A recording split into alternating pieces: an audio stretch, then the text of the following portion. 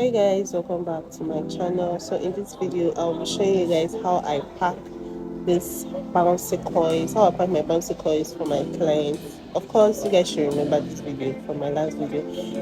If you want to see how I created this coily look, you should let me know in the comment section, so I'll drop the video here. So the first thing to do is to secure the closure with a styrofoam. This can be applied to your frontal or any kind of closure too. The first thing is to use a styrofoam to secure the closure. Then I'll be securing that with a bobby pin, your normal bobby pin, just to strap it down to the hair to secure the closure.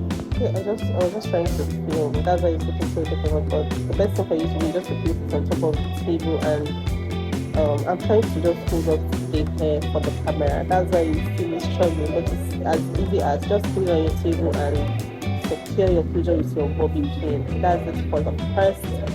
I just use you can use your more depending on the length of the frontal or the closure of the wig you're trying to pack for your client. Okay, the next step is to use an invisible net. You all know what invisible net is. You can get it from you can buy it from the market. You can also get it from your new wig, and also that's what I'm using to like cover the whole hair like a bounce. I'm using it to cover the bounce to keep because I didn't leave the pins on. I already took out the pins, so I'm using the invisible net to cover the bounce and secure it from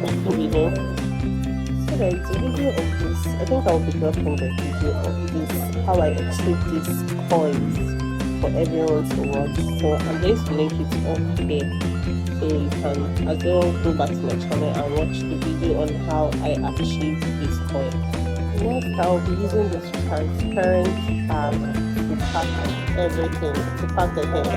Yeah, I'm using this transparent bag. It's not that long, so I'm going in with the closure, then the other part goes in. Then I can put it from the closure part to look like this. Then this is my customized gentle lush hair bag.